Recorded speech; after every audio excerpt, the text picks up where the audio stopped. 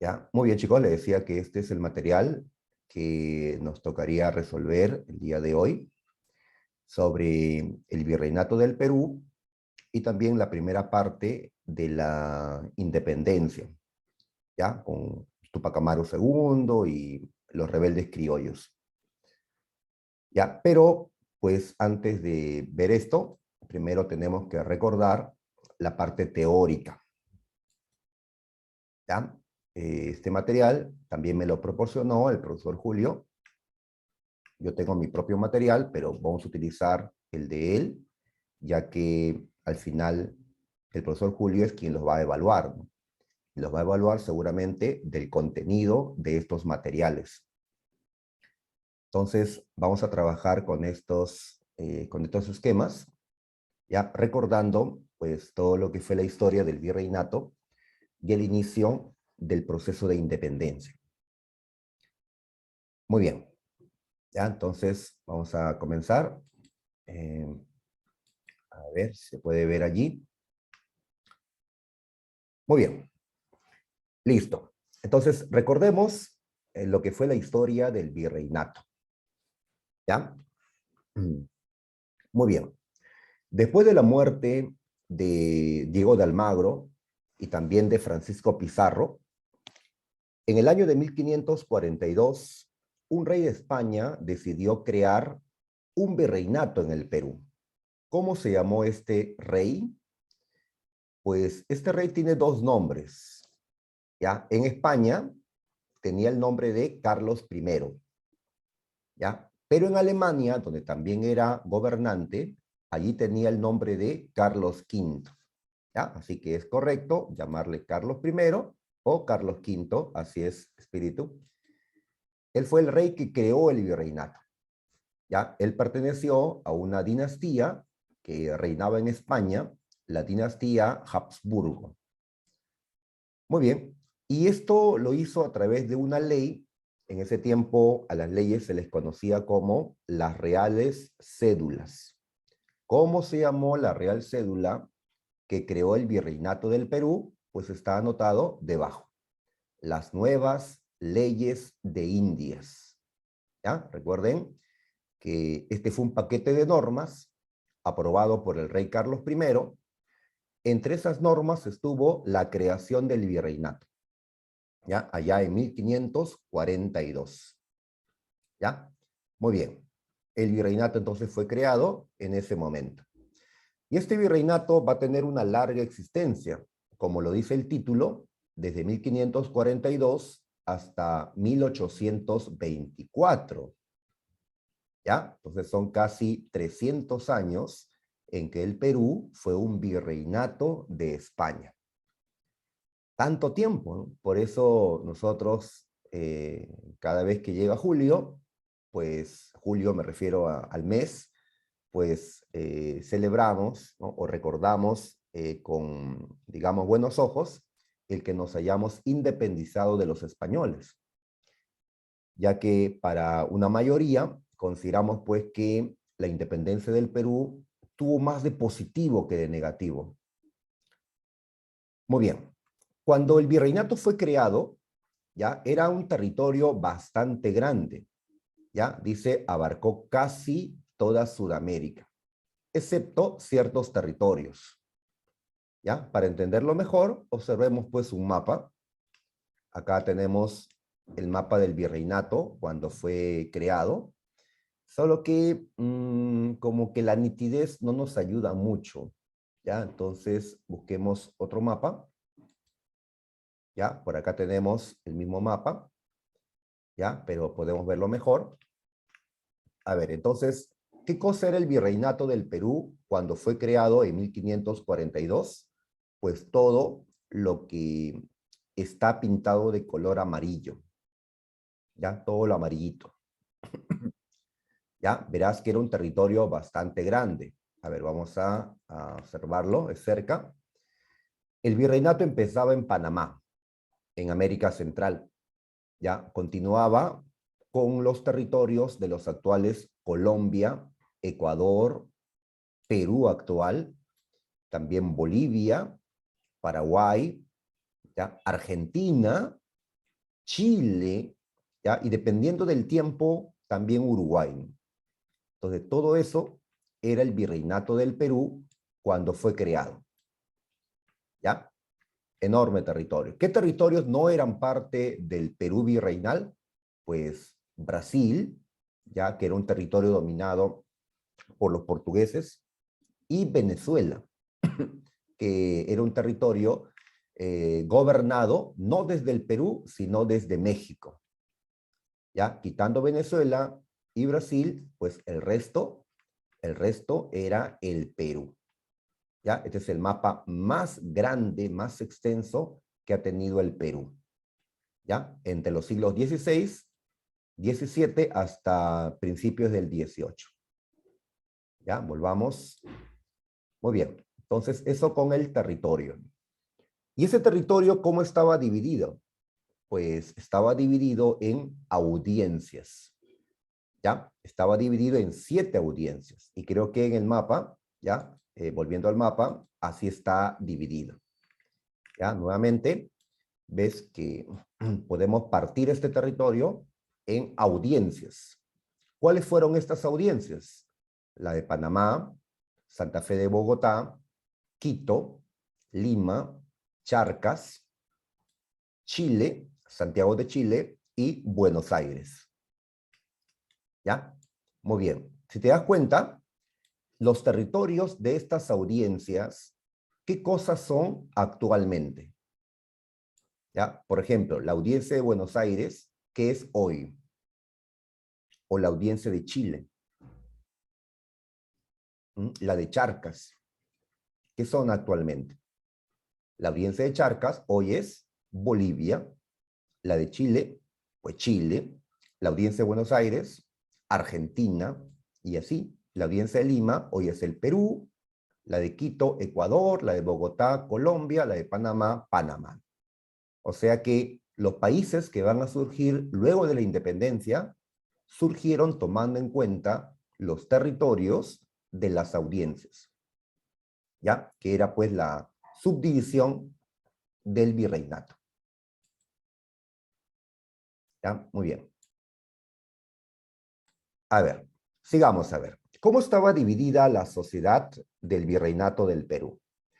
Pues mencionamos que habían, dice, 2 repúblicas. ¿Ya? Así lo dividió España. 2 repúblicas. La de españoles y la de indios. En la República de Españoles estaban pues todos los blancos, los de piel pues blanca. ¿Ya? Allí incluimos a los peninsulares y también los criollos. ¿Qué diferencia había entre un peninsular y un criollo? Pues el peninsular nació en la propia España y vino acá a ocupar algún cargo de gobierno o a buscar hacerse rico. En cambio, el criollo nació aquí. El criollo es hijo de españoles, pero nacido en el territorio peruano. ¿Ya? También le podemos llamar españoles americanos. Y a los peninsulares le podemos llamar chapetones. Ok, muy bien. Ahora, la otra república era la de indios. Ya, ahí estaban todos, pues, los que eran étnicamente indígenas. Y como vemos, habían 2 tipos de indígenas, los comunes y los nobles.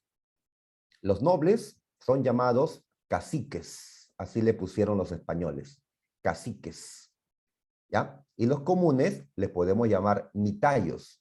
¿Por qué el nombre mitayo? Porque tenían que cumplir con un trabajo que llamamos mita, por eso mitayos. ¿Que el indígena noble no era un mitayo? No, él estaba exonerado de la mita, del pago del tributo indígena y de muchas otras cosas. En cambio, el indio común sí estaba obligado a todo eso. ¿Ya? Entonces tenemos 2 repúblicas. Los españoles trataron de mantener a los blancos y a los indígenas separados, pero no se pudo. Ya terminaron uniéndose y la unión de un español con un indígena, ¿cómo se llamó? Pues acá los tenemos, los mestizos, ¿sí? Los mestizos. También hubieron otras uniones, como la de los españoles y sus esclavos africanos. ¿Cómo se llama el hijo de un español y de un esclavo? Mulato. También existieron uniones entre indígenas y esclavos. A esos les llamamos zambos.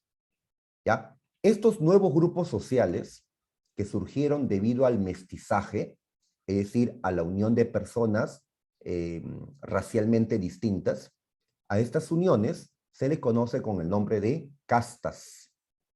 ¿Ya? Y la casta más numerosa llegó a ser los mestizos. ¿Sí? Hoy el Perú es un país de mestizos, donde la mayoría somos pues producto de la unión, ¿no? De grupos distintos étnicamente. También está el cholo, ¿ya? Una palabra que usamos bastante en el Perú. Cholo, ¿qué era en ese tiempo? Cholo era la unión de un indígena con un mestizo. Le decían cholo.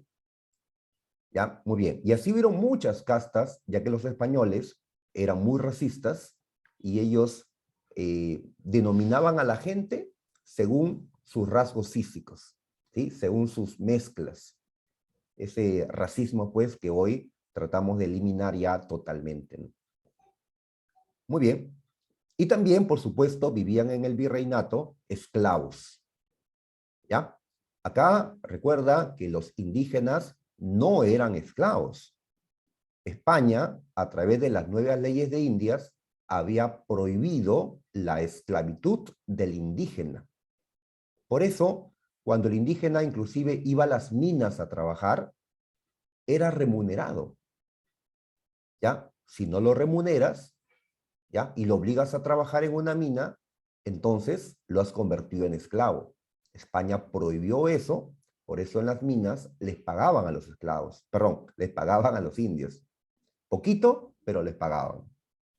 ¿Ya? Entonces solamente era esclavo en el virreinato del Perú aquellos pues de origen africano, ¿ya? Aquellos negritos que eran capturados en África y traídos acá pues como esclavos, ¿no? ¿Ya? Entonces la esclavitud estaba reservada solo a la población negra o afrodescendiente como hoy le llamamos, ¿ya? El indígena no era esclavo. Muy bien. En el aspecto económico destacamos el monopolio comercial.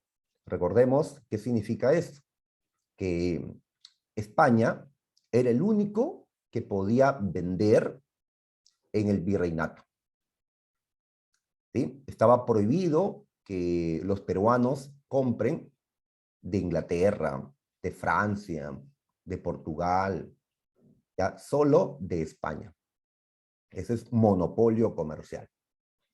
¿Ya? Igual, nuestra riqueza solo podíamos vendérselos a los españoles, a España. Ese comercio exclusivo con España benefició a España, porque España pues nos pagaba barato por nuestras riquezas. Ah, pero lo que ellos no vendían, nos lo vendían caro, ¿no? Así que esto perjudicó económicamente al Perú.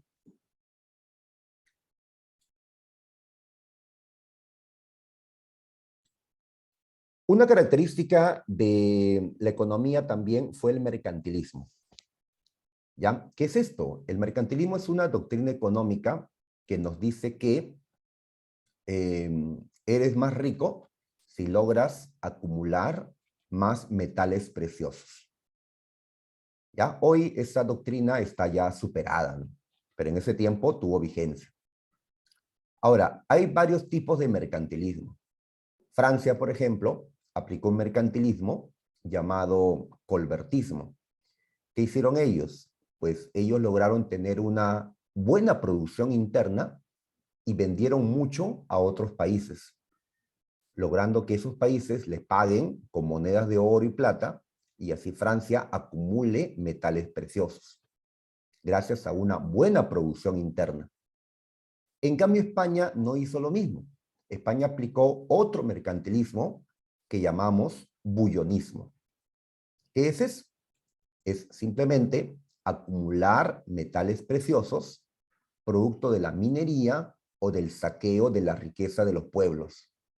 O sea, España no generó una buena producción interna, solamente vivió de lo que pues conseguía de las minas del Perú o de México. ¿Ya? Acá dice acumulación de AU y AG. ¿Sí? Ustedes saben que estas son, pues esto significa oro y plata, ¿sí? Metales preciosos. Muy bien, el comercio fue desarrollado, el comercio entre Perú y España, pero la minería fue la actividad económica más importante. Así es, España nos convirtió desde ese tiempo y hasta el día de hoy en un país minero. ¿Ya? Muy bien. Ahora, se encontraron centros mineros con bastante riqueza, ¿no? ¿Ya? ¿Cuáles fueron los principales centros mineros? Pues el más importante, el de Potosí, ubicado en Charcas, actualmente Bolivia. Pero en ese tiempo, como no había Bolivia, pues Potosí quedaba en el Perú.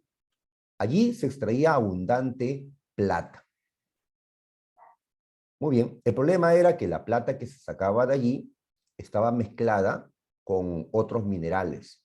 Era una plata impura. Entonces, para poder purificarlo, ya se utilizó un metal líquido conocido como mercurio. ¿Y dónde sacaban bastante mercurio los españoles para poder purificar la plata? Pues de otro centro minero, Huancavelica. ¿Ya? Mientras Potosí proporcionaba plata, Huancavelica proporcionaba mercurio. Sin ese mercurio no se habría podido purificar la plata de Potosí. Muy bien. Más adelante, cuando ya las minas de Potosí y Huancavelica decaen, me refiero al siglo XVIII, ya las minas de Cerro de Pasco van a cobrar importancia. ¿Ya? Entonces, más adelante, Pasco será pues más importante que Potosí, pero cuando ya está avanzada esta historia virreinal. Ahora, tenemos centros mineros, pero ¿y cómo las vamos a trabajar?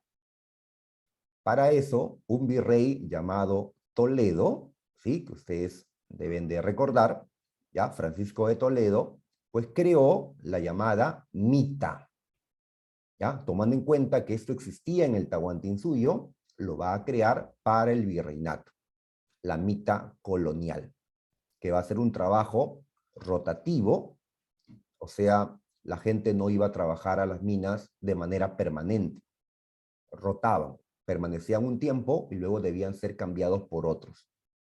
Obligatorio, ¿ya? Y debían de recibir una paga, ¿sí? Asalariado, ¿ya? Pues claro, eran muy mal pagados. Tan mal pagados que a veces cuando querían retirarse porque ya había terminado su tiempo de labor, no podían hacerlo porque estaban endeudados en la mina, ya que habían comido, habían gastado y lo que habían cobrado no les alcanzaba. Se quedaban allí y bueno, sufrían aún más tiempo, ¿no? El duro trabajo minero. Muy bien, también destacamos la agricultura, la ganadería en esta economía colonial. A ver, sigamos. ¿Ya? A ver, nos han puesto otro mapita también. Este es el mapa de cómo cambia el virreinato en el siglo XVIII. ¿Ya? A ver, vamos a buscar un mapa que se vea mejor. Este de acá. ¿Ya? En el siglo XVIII, hasta que nos independizamos, vemos que el virreinato ha cambiado. ¿Recuerdas que el Perú era enorme? Ahora está más pequeño. ¿Ya? Esto es el virreinato, lo que está de amarillito. ¿Ya? Ya se parece a lo que hoy es el Perú, ¿no? ¿Qué pasó con los territorios del norte? Pues ves, han sido separados. Panamá, Colombia y Ecuador actuales fueron separados y colocados dentro de un virreinato llamado el de Nueva Granada. ¿Ya? Ahí estaban entonces las audiencias de Panamá, Quito y Santa Fe de Bogotá. ¿Ya? Venezuela va a seguir separado, ¿no? ¿Ya? Convertido en la Capitanía General de Caracas. Y al sur, puedes ver, también se separó la Audiencia de Santiago de Chile se convirtió en la Capitanía General de Chile y las audiencias de Charcas y de Buenos Aires se separaron en el Virreinato del Río de la Plata. ¿Ya? Entonces, con todos estos recortes, el Perú quedó de este tamaño. Ya, mucho menos que pues en sus inicios. Ya, ahí están. Y cuando ya nos independizamos, más o menos vamos a mantener este territorio. Y ya en tiempos de la República, producto de las guerras o la firma de malos tratados limítrofes, pues el territorio peruano va a ir reduciéndose aún más, hasta llegar a tener la forma que actualmente tiene. ¿Ya? Ahora, ¿cómo se llaman estos cambios que España hizo al territorio, a la economía, al gobierno del Virreinato del Perú? A estos cambios se le conoce como las reformas borbónicas. ¿Ya? Que por aquí lo vi también. Ahí está, reformas borbónicas. ¿Ya? Entonces, miren, cuando España estaba gobernado por los Habsburgo, crearon esto, un enorme virreinato. Pero cuando España va a estar gobernado ya por los reyes Borbones, pues redujeron el tamaño del virreinato, lo cual no nos benefició a nosotros. Hubiéramos preferido mantenernos así, ¿ya? Enorme, ¿ya? Pero bueno, pues los Borbones recortaron el territorio y bueno, ya quedó así. Muy bien. ¿Ya? ¿Qué más? A ver, sigamos con el virreinato.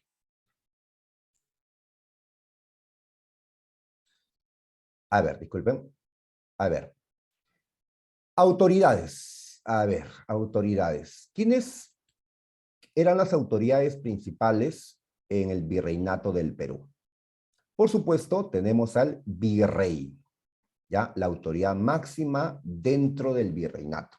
Digo dentro porque fuera del virreinato estaba el rey, estaba también el Consejo de Indias, pero dentro del virreinato el virrey era la máxima autoridad. ¿Ya? Los virreyes eran nombrados en España, venían acá, gobernaban unos años, ¿no? El tiempo en que España determinaba, podrían ser 4 o 5 años, ¿no? Más o menos.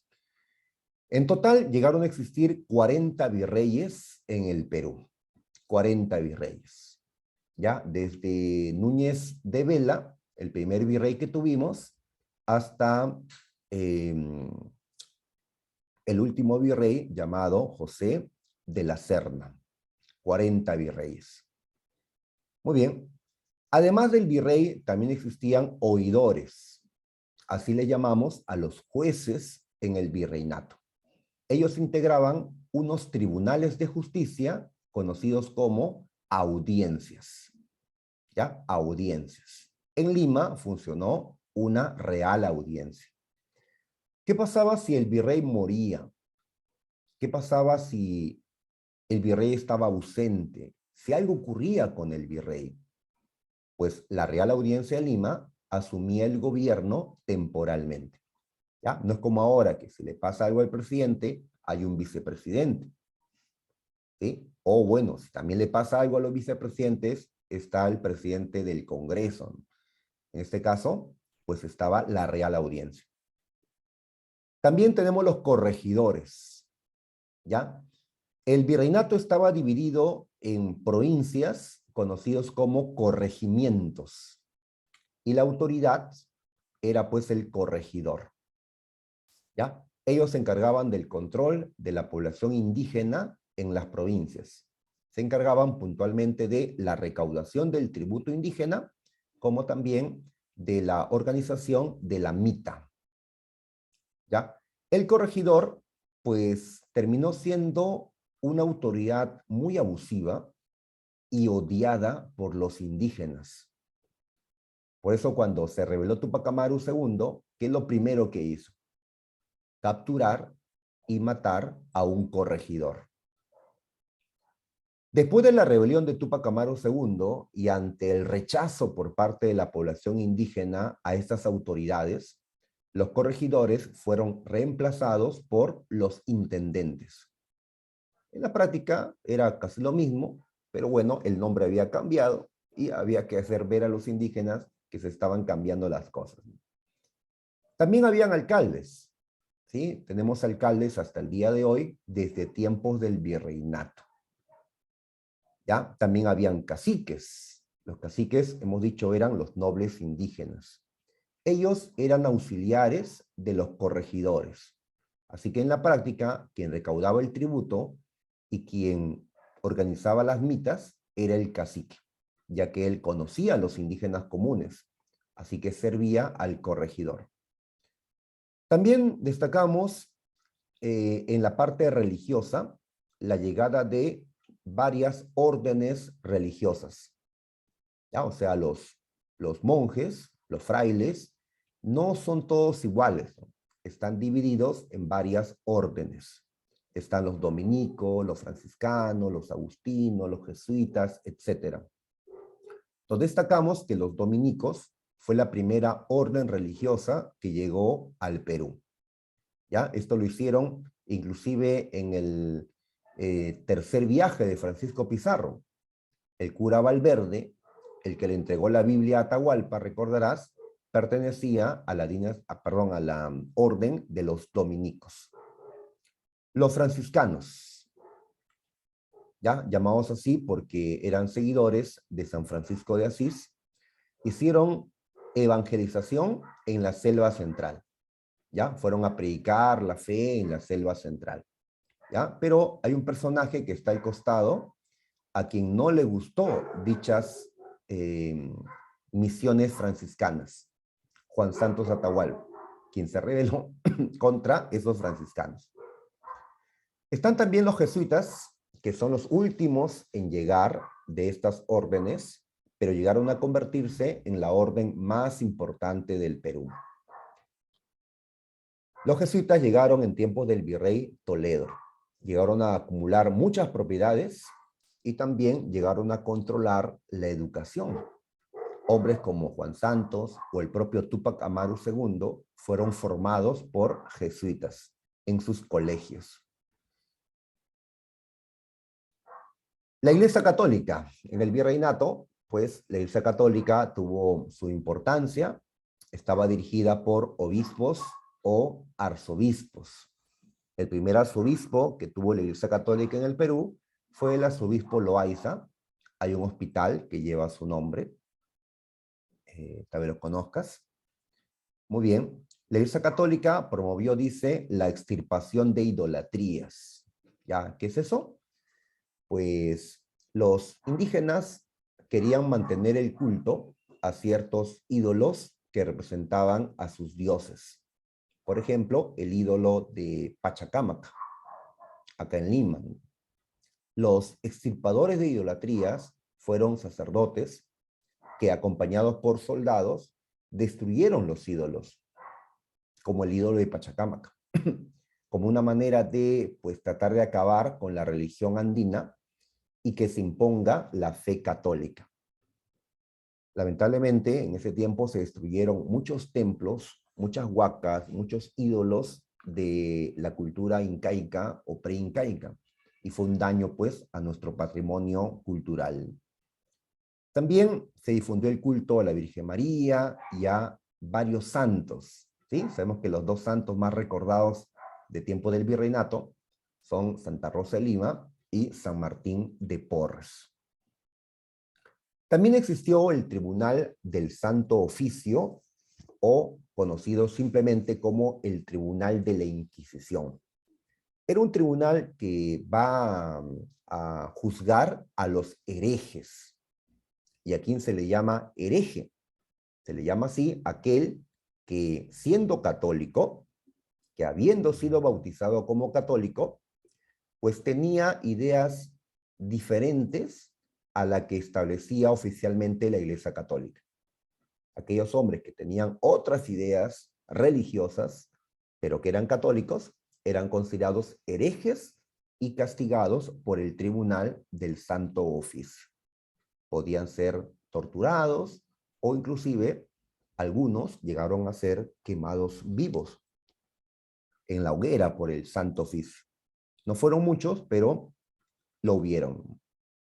Al final, el catolicismo terminó imponiéndose ya en el Perú, en la costa, en las sierras, sobre todo. Educación. Era una educación religiosa. Esto significa que la gran mayoría de escuelas ya eran controlados por la Iglesia Católica. Los colegios eran religiosos, no como ahora, que abundan los colegios que no son religiosos, como el nuestro. ¿Ya? Actualmente existen colegios religiosos, pero ya muy pocos. En el virreinato, pues todos lo eran.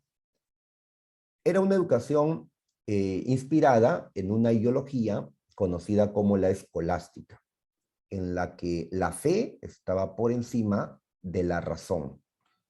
Era una educación clasista o elitista. ¿Qué significa eso? Que la mejor educación solamente lo brindaban a los de la clase alta. ¿Ya? Por ejemplo, la universidad. ¿Ya? Hoy, pues cualquiera que se esfuerza y aprueba el examen de admisión de la Universidad de San Marcos puede estudiar en esta universidad. ¿Ya? Como ya yo estudié también en San Marcos. En cambio, en ese tiempo no habría podido, porque San Marcos era una universidad elitista. Ya solamente podían estar allí pues gente de la alta sociedad. ¿Ya? Entonces era una educación donde solamente le brindaban educación ¿no? elevada únicamente a la élite. Era una educación memorista. En ese tiempo poco importaba la capacidad del alumno para analizar las cosas, sino solo que memorice una lección. En cambio acá tratamos de forzarnos para que ustedes entiendan lo que aquí tratamos de brindarles. E inclusive, pues, sean críticos, ¿no? Tal vez no estén de acuerdo con lo que yo digo, tengan sus propias opiniones, y está muy bien, ¿no? En cambio, en ese tiempo, tenías que repetir al pie de la letra lo que decía el profesor. ¿Sí? Al pie de la letra. El profesor se consideraba, nunca se equivocaba. Cuando sabemos que sí nos equivocamos, ¿no? Era una educación represiva, ¿no? ¿Ya? Con violencia. Menos mal que ya hemos superado esa situación. Ahora, ¿dónde se brindaba educación? En las parroquias, en una educación básica. En seminarios, ahí formaban a los sacerdotes. Habían colegios de caciques, donde formaban pues a los hijos de los caciques. Allí se educó, por ejemplo, Tupac Amaru II, en un colegio de caciques en el Cusco. También habían colegios mayores. ¿Ya? Los colegios mayores eran colegios superiores, pero no daban títulos universitarios, títulos ya superiores. En cambio, las universidades eran los únicos centros superiores que sí brindaban títulos. Y así tenemos aquí a las 4 universidades que existieron en tiempos del virreinato. ¿Ya? La más antigua de estas 4, ¿cuál es? Pues la Universidad de San Marcos, ¿no? Acá en Lima. Por algo a San Marcos se le conoce como la Decana de América, fundada un 12 de mayo de 1551. Muy bien, aparte de San Marcos, que fue la primera universidad de América, en el Perú existieron también la San Antonio de Abad en el Cusco, la San Cristóbal de Huamanga en Ayacucho y San Agustín en Arequipa. ¿Ya? Así que en tiempos virreinales existieron solo 4 universidades en el Perú. ¿Ya? Muy bien, en Lima, en Ayacucho, en Cusco y en Arequipa. Las reformas borbónicas, ¿ya? Se le llama así a un conjunto de medidas o cambios que los reyes borbones aplicaron al virreinato. Los reyes borbones fueron nuevos reyes que llegaron al trono español en el siglo XVIII. ¿ya? En España gobernaban los Habsburgo, pero los Borbones llegaron al poder en 1713 y ellos comenzaron a hacer una serie de cambios. ¿Cuál es el objetivo de estas reformas borbónicas? Reestructurar todo el aparato colonial para que España pueda obtener mayores ingresos. ¿Ya? Y así España vuelva a ser, en el siglo XVIII, una gran potencia en Europa. España había sido desplazada por otros reinos, Inglaterra, Francia. Entonces España buscaba recuperar su liderazgo. ¿Ya? Entonces hizo un conjunto de cambios comerciales, tributarios, territoriales, políticos, religiosos, etc. ¿Ya? Aquí el profesor Julio nos dejó pues un par de ejemplos. ¿Ya? Dice Carlos III, un rey Borbón, dio el decreto de libre comercio. ¿Qué es esto? Pues recordarás que en tiempo del virreinato, de todo el virreinato, solamente un puerto podía hacer comercio con España, el puerto del Callao. Y en España, un solo puerto podía hacer comercio con el Perú, el puerto de Sevilla. Entonces, lo que estableció Carlos III es que los otros puertos peruanos y los otros puertos españoles también ahora podían hacer comercio, ¿ya?, entre ellos.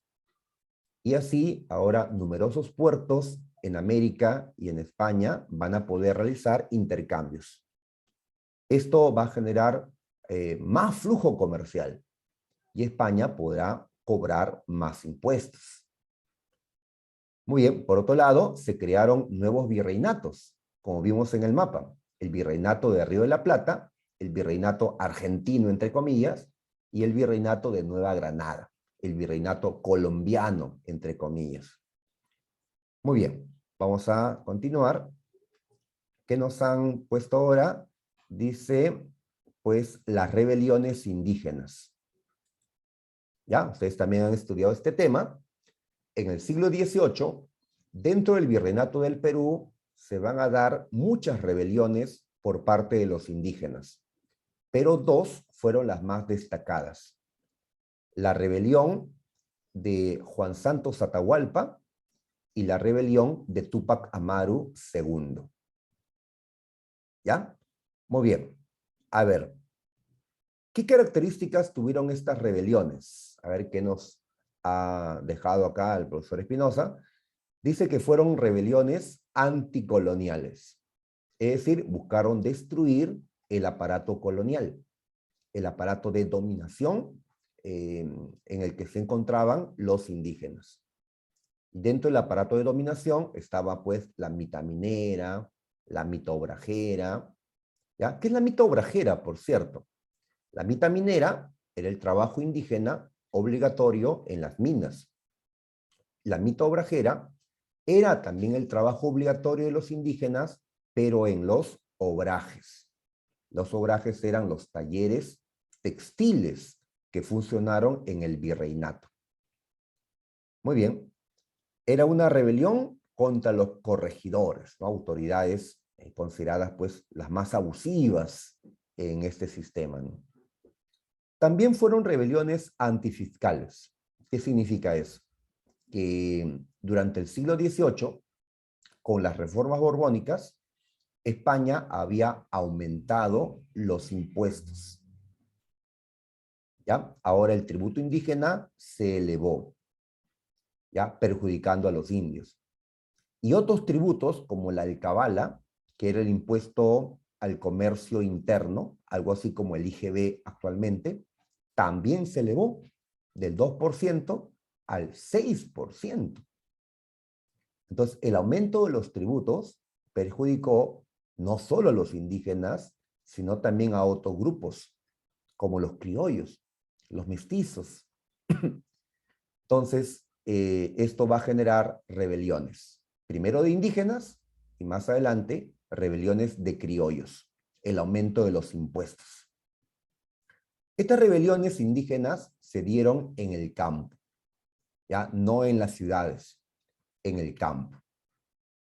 Muy bien, ¿por qué se dieron las rebeliones? Pues hemos mencionado que habían varias formas de explotación que los indígenas estaban pues padeciendo, como los repartos mercantiles. ¿Ya? ¿Qué era esto? Recordemos, los repartos eran ventas forzadas que hacían los corregidores a los indígenas. Les obligaban a comprar artículos caros y muchas veces que el indio no necesitaba. ¿Ya? Entonces eran ventas abusivas por parte de los corregidores. ¿Ya? Estos repartos pues motivaron las rebeliones, sobre todo la de Túpac Amaru II. Muy bien, ¿ya? Las mitas, muy bien, ya lo hemos recordado. Entonces en este cuadrito tenemos las dos principales rebeliones. La que fue dirigida por Juan Santos y la que fue dirigida por José Gabriel Condorcanqui, más conocido como Túpac Amaru II. A ver, recordemos la de Juan Santos. Esta rebelión, la de Juan Santos, se desarrolló en la selva central del Perú. ¿Ya? Fue la principal rebelión en la selva. La selva, pero los españoles dominaban la selva. En sí, los españoles dominaban solo la costa y la sierra. La selva no. A la selva únicamente iban los sacerdotes, ¿ya? ¿Recuerdas? Franciscanos, jesuitas, a predicar la fe. Justamente la llegada de los franciscanos como misioneros a la selva central fue lo que dio inicio a esta rebelión, ya que los indígenas de la selva van a sufrir maltrato, como menciona aquí en las causas, y la llegada de estos españoles, sacerdotes, va a dar inicio a la llegada de otros españoles interesados por las riquezas de ese lugar. ¿Qué riquezas? ¿Había oro y plata allí? Pues no, pero había sal, que era bastante valioso en ese tiempo. Cerro La Sal.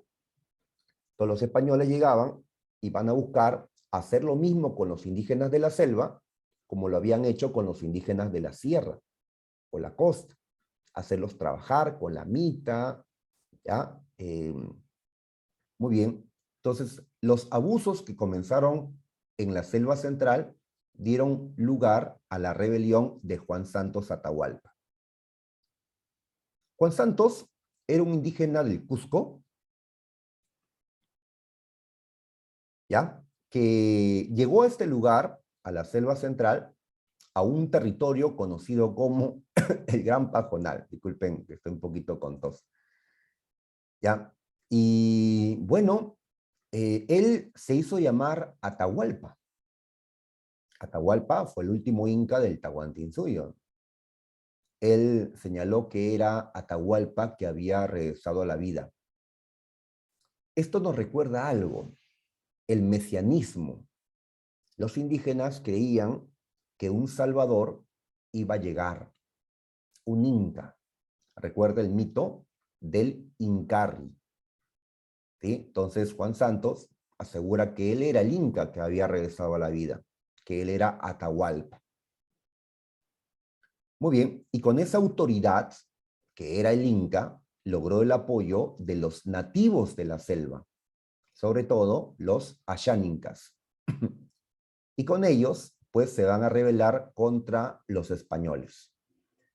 ¿Ya? ¿Dónde se dio la rebelión? Eso tienes que recordarlo, ¿ya? Ya, selva central, pero específicamente un territorio llamado Gran Pajonal, donde está el río Perené y el Cerro La Sal. Muy bien. ¿Qué importancia tiene la rebelión de Juan Santos? Porque hubieron muchas rebeliones. ¿Qué importancia tuvo esta? Pues que los rebeldes solo tuvieron victorias. Lograron echar a los misioneros franciscanos y lograron derrotar a los españoles que llegaron para reprimirlos. en la selva central, los indígenas solo conocieron victorias. ¿Ya? Entonces esta rebelión destaca porque fue la única rebelión indígena que nunca fue derrotada por los españoles. Sabes que la de Túpac Amaru sí fue derrotada, ¿no? ¿Ya? Juan Santos nunca fue derrotado. Entonces, ¿cómo es que termina su rebelión? Bueno, termina años después porque el líder desaparece. Se cree que muere por alguna razón y bueno, como el Inca ya no estaba, la rebelión se disolvió. Pero no es que hayan sido derrotados. Muy bien.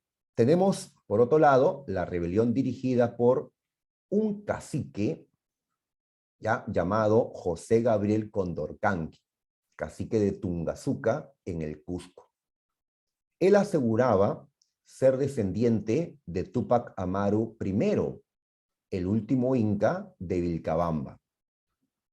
Así que él va a ser conocido en esta rebelión como Túpac Amaru II. Ya se rebeló en 1780. Al año siguiente, bueno, fue asesinado, pero a pesar que él murió, otros van a continuar su rebelión hasta 1783. ¿Ya? ¿Dónde se dio esta rebelión? En el sur andino. ¿Ya? En Cusco fue donde empezó, pero se extendió a Puno, se extendió hasta el Alto Perú. Llamamos Alto Perú a las tierras que hoy llamamos Bolivia.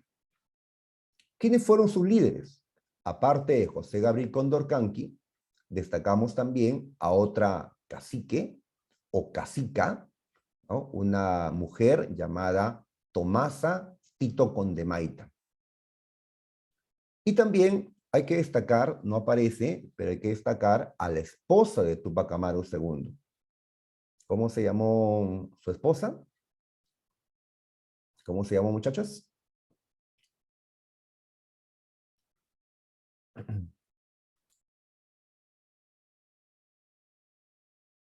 Claro, se llamó Micaela, Micaela Bastidas, ¿no? Así es, ¿ya? Gracias, Unive, ¿ya? Suma, Fernández, ajá, Micaela Bastidas. Hay que destacar, pues, a las mujeres que lucharon también y que dieron su vida, ¿no? Porque, ya, todos ellos van a morir luego, ¿no? Ok, ya, el nombre de una calle, ya, no, Micaela Bastidas. Seguramente. Por mi barrio sí no hay una calle con ese nombre. Muy bien, entonces tenemos ya a José Gabriel y a estas dos mujeres que fueron también lideresas. Muy bien, ¿por qué se rebelaron? Pues creo que ya lo hemos señalado. El aumento del tributo indígena y otros tributos como la alcabala, los maltratos que los indios recibían por parte de los corregidores, también la traición de los caciques, porque si bien es cierto, hubieron caciques que se rebelaron, como Condorcanqui y Condemaita, otros caciques, pues, seguían sirviendo a España, ¿no? Y en contra, pues, de su propia población indígena. Muy bien, los repartos, ¿no? Esas ventas abusivas que te mencionaba, ¿no? Las mitas, pues todo esto los llevó a la rebelión. Al inicio, los que participaron en la rebelión de Túpac Amaru fueron indígenas quechuas, o sea, indígenas que hablaban el quechua o runacini, los del Cusco. Después se sumaron los indígenas que hablaban aymara, en Puno, en el Alto Perú. Por eso hablamos de dos fases en la rebelión de Túpac Amaru II.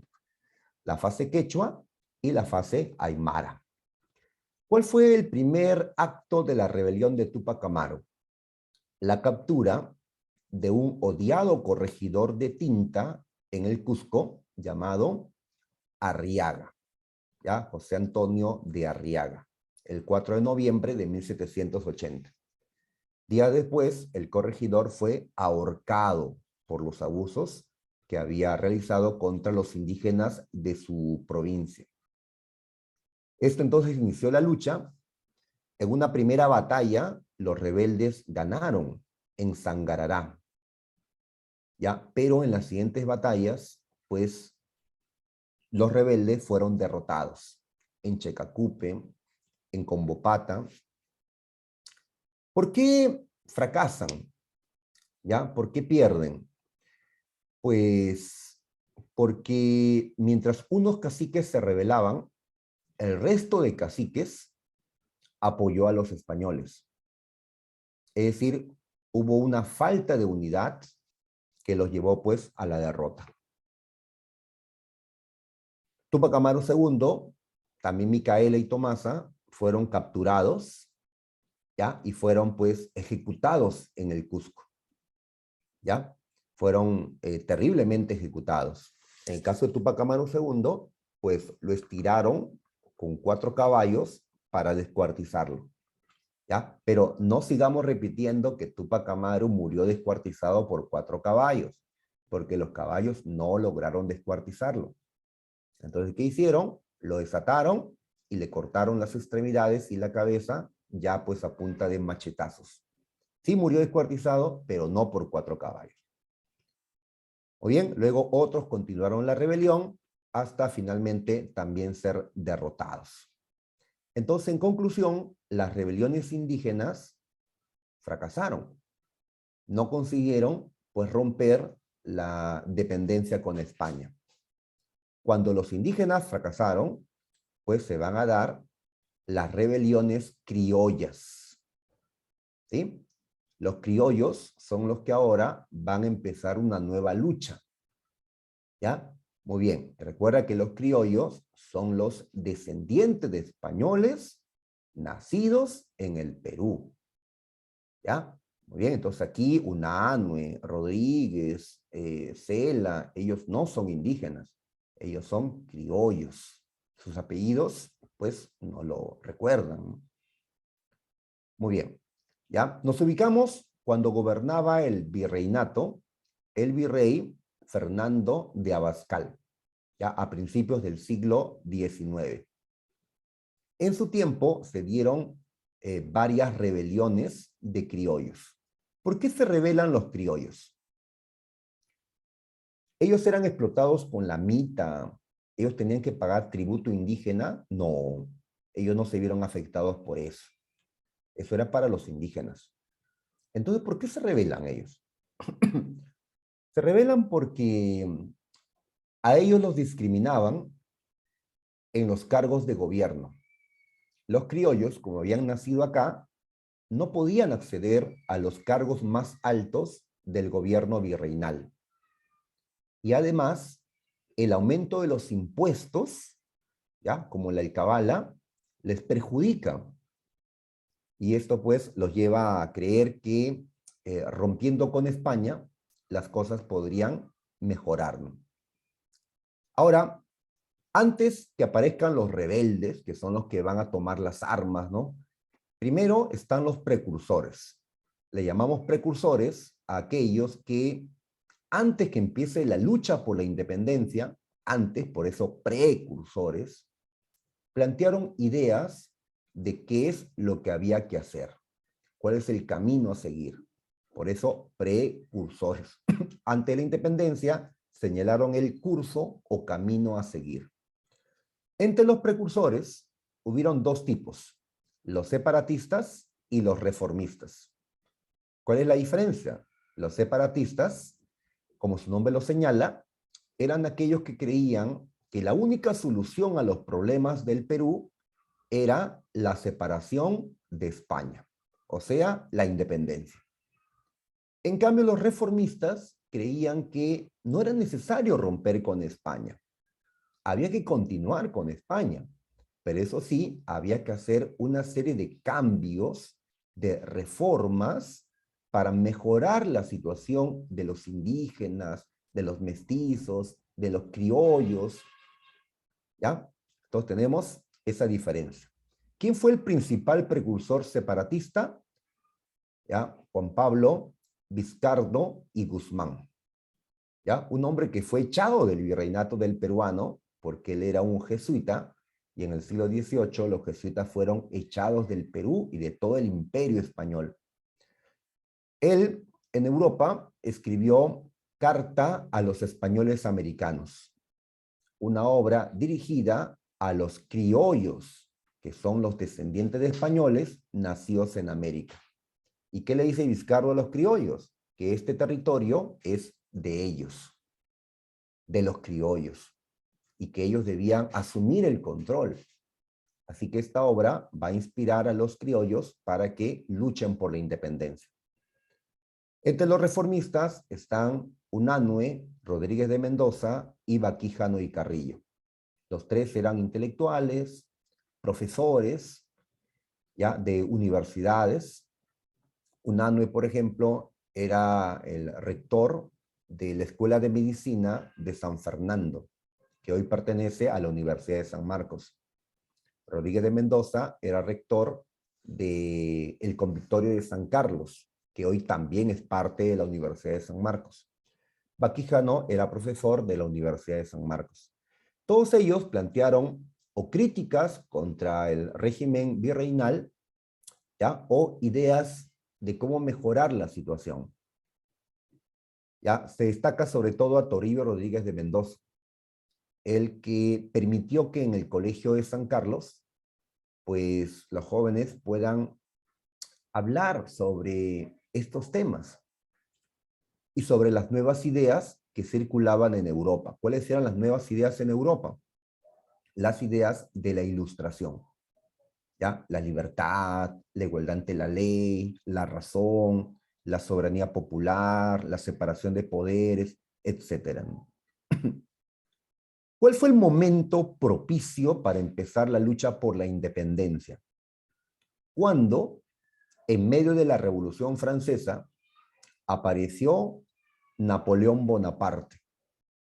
Este general, convertido en emperador de Francia, invadió España en 1808.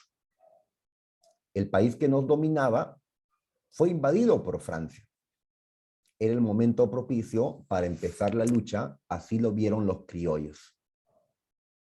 ¿Ya? En España, mientras estaban dominados por los franceses, los españoles se reunieron en las Cortes de Cádiz, un congreso español, y elaboraron la primera constitución española, la Constitución de Cádiz de 1812. Mientras luchaban los españoles por recuperar el control, pues en el Perú se dieron rebeliones de criollos contra el régimen colonial. Aquí tenemos esas rebeliones. La de Francisco de Sela en Tacna, la de José Crespo y Castillo en Huánuco, la de Pallardel en Tacna y la de los hermanos Angulo en el Cusco, donde se sumó Mateo Pumacahua en el Cusco y también en Arequipa Mariano Melgar, ¿no?, este famoso poeta. ¿Qué pasó, sin embargo, con todas estas rebeliones que se dieron en Tacna, en Cusco, en Huánuco? Todas fracasaron. ¿Quién derrotó a los rebeldes? El virrey Abascal. Ya Abascal fue el virrey que, ante sus victorias, pues retrasó la independencia. El Perú pudo haberse independizado mucho antes con el triunfo de alguna de estas rebeliones, pero Abascal los derrotó, así que tendremos que esperar más años a la llegada de José de San Martín y de Simón Bolívar para ya sellar nuestra independencia. Muy bien, entonces hasta aquí es el repaso que teníamos que realizar de las clases que hemos tenido, que han tenido con su profesor, pues, en las semanas previas. ¿Ya? Muy bien. Entonces, habiendo recordado esto, nos ubicamos acá, ¿ya? En este material que el profesor Julio nos entregó. ¿Ya? A ver. Entonces, vamos a resolverlo en estos minutos que nos quedan, ¿ya? Antes del temático. A ver. A ver, ¿qué nos dice? A ver, ¿verdadero o falso? ¿Ya? A ver. La rebelión tupacamarista se produjo en el Gran Pajonal. ¿Qué dicen, muchachos? ¿Verdadero o falso? F, claro, F, muy bien. ¿Ya? La rebelión de Juan Santos Atahualpa fue en Gran Pajonal. La de Tupac Amaru fue en Cusco. ¿Ya? Así que ponemos una F.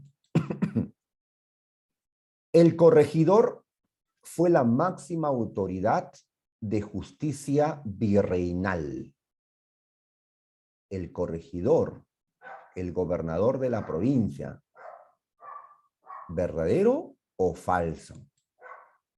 A ver qué dicen los chicos. A ver, F, F, F. Ah, muy bien. ¿Ya? F. ¿Por qué es falso? Recuerda que había unos tribunales que se llamaban audiencias.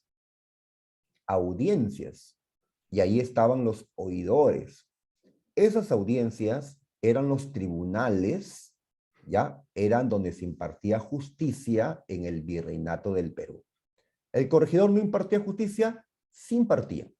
Dentro de su provincia, él era, digamos, la primera instancia. Luego, ya ibas a la audiencia, a la segunda instancia. Ya, acá dice que el corregidor es la máxima autoridad de justicia, no. Sigamos a ver. 2. La Fuerza Armada, dirigida por Juan Santos Atahualpa, contra los españoles, fue conformada por aborígenes, es decir, nativos, del Gran Pajonal. Ya, hasta ahí está bien. Pero ¿qué más? ¿Ya? ¿Qué alternativa es la correcta? Ah, sí lo recordamos, ¿ah? A ver qué dicen los muchachos. ¿Ya? A ver. Ya, muy bien, chicos. Muy bien. ¿Ya? La respuesta, en efecto, aquí es la D. ¿Ya? Así es. Se dio en Gran Pajonal, ¿ya? En el Valle del Río Perené y en Cerro de la Sal. Así está anotado en el material del repaso, inclusive, ¿no? Lo anotó el profesor Julio. ¿Ya? Muy bien, ¿no? Entonces colocó preguntas de examen de admisión de San Marcos. Bueno. 2. ¿Cuál fue la causa principal del fracaso de la revolución de Túpac Amaru II? La causa principal. A ver, de las que están allí, ¿cuál sería la principal? Principal. A ver, ¿qué dicen? A ver, me han dicho la B de beso, enano y la A. A ver, enano, localización del movimiento. O sea, fracasaron porque el Cusco no era un lugar propicio para la lucha. No, no me parece. La B, fallas tácticas y estratégicas. Hubo un momento en la que Túpac Amaru II, después de haber vencido en la batalla de Sangarará, tuvo que haber atacado la ciudad del Cusco, pero en vez de hacerlo, se fue hacia Puno. Perdió tiempo.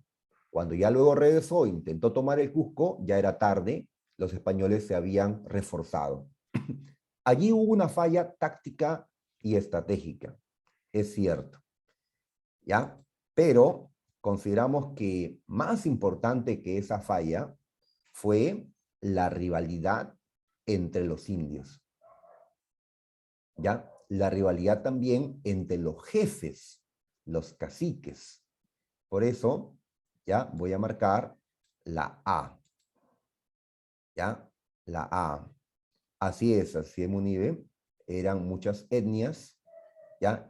Imagínate, cuando nos invadieron, varias de estas apoyaron a los españoles. Pues hasta este momento, varias etnias prefirieron apoyar a los españoles creyendo que iban a ganar. No creían, pues, en la victoria de Túpac Amaru II. Muy bien, marcamos la A. A ver, complete los espacios. El Virreinato del Perú se dividió en 7 audiencias, que son, wow, tengo que escribir acá. Ah, bueno, ¿cuáles fueron las audiencias que existieron en el Virreinato? A ver, era la de Panamá, ¿ya? ¿Qué más? La de Santa Fe de Bogotá, la de Quito, Lima, eran 7, recordarás. La de Charcas, la de Santiago de Chile y la de Buenos Aires. ¿Ya? Bien, entonces, así como yo, ustedes ya tienen que recordar, pues, cuáles fueron las 7 audiencias, ya que el profesor Julio lo ha considerado ahí, que ¿no? Considera que es un tema importante, puede ser que les ponga en su examen. Ya, sí, son 7, ajá, muy bien, estamos tratando de recordar, pues, cómo se llamaron. Entre las características de la educación colonial podemos señalar, ahora hay 3 espacios, así que coloquemos 3 características. A ver, ¿qué ponemos? Que era religiosa, ¿sí? Todo estaba en manos de la iglesia. También que era memorista, ¿sí? A ver, una más. Otra que era, a ver, ¿qué dijimos? Escolástica, que era elitista. ¿Ya? Entonces, tenemos varias características, ¿sí? Claro. Muy bien, entonces hemos escogido esas 3. Sigamos, que nos han puesto responder. Wow, tenemos que escribir más. ¿Cuáles fueron las autoridades políticas? Vamos a enumerarlo nomás, ¿ya? Porque no hay tiempo. A ver, tenemos al virrey. Bien, de ahí, ¿qué más? Las audiencias. Tenemos los corregimientos o los corregidores. También habíamos mencionado a los alcaldes. Ya, muy bien, nada más. ¿Por qué fue importante la labor de los caciques? Los caciques. Los jefes indígenas. ¿Ya? Decíamos que ellos colaboraron con los corregidores, ¿ya? En el cobro del tributo y la mitad. ¿Ya? Nada más por motivo de tiempo.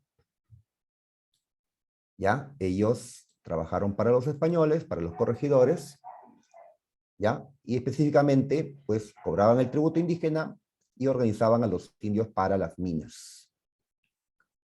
Muy bien, ¿cuáles fueron las causas de las rebeliones indígenas? Uy, acá hay varias causas. ¿Qué decíamos?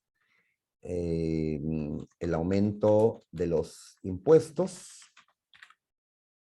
Mencionamos la explotación a través de las minas, de las mitas. Las mitas. ¿Qué más mencionamos? Los repartos.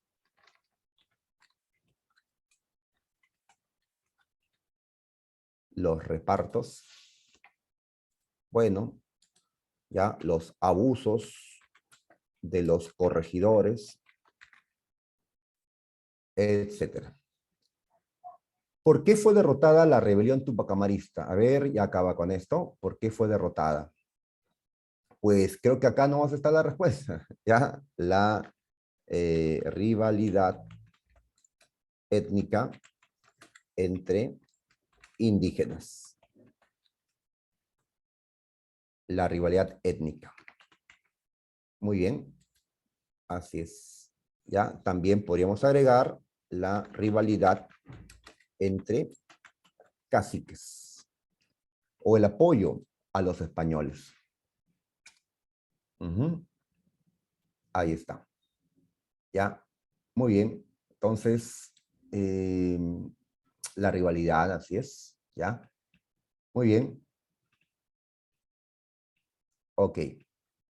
Ya, también nos mandó el profesor Julio un crucigrama, pero pues esto lo veo un poquito complicado, ¿ah? En escribirlo sobre todo. Ya, entonces le dejo para que ustedes ya lo hagan. Ya, a ver las respuestas. Principal virrey que retrasó la independencia. ¿Quién fue? El que retrasó la independencia, Abascal, así es, espíritu. Así es, Balbín. Máxima instancia de justicia en el virreinato. Real Audiencia. Precursor reformista y editor del Mercurio peruano. Pues puede ser Unanue o Baquíjano. 5, pues solo entra Unanue. Indígenas que respaldaron la rebelión de Túpac Amaru II. Pues, ya, quechuas. Principal puerto exclusivo de España en Sudamérica. En Sudamérica, el Callao. Rey de España que creó el virreinato. Carlos I, o Carlos V también le podemos llamar. Principal actividad afectada por el Quinto Real. El Quinto Real era el tributo a la minería. Virrey organizador del virreinato. Toledo. Personas que asaltaban barcos españoles en el océano para su propio beneficio. Piratas. ¿Ya? Muy bien, entonces ya lo completan ustedes, ¿ya? En ese espacio. Listo, muchachos. Entonces, ya sería todo, ya, el repaso que vamos a hacer. Ahora más bien, tienen que entrar, muchachos, a tomar su temático. Ya, me informan que ya está aperturado el temático a través de intranet.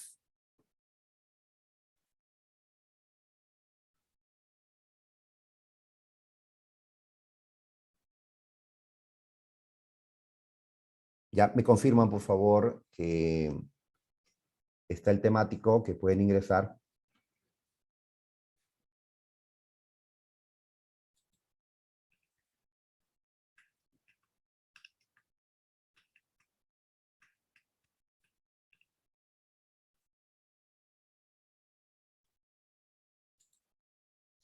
Sí se puede. Qué bueno, gracias, señorita Marjorie. Bien, chicos, entonces desarrollen su temático, ya como una última parte ya de la clase. Muy bien.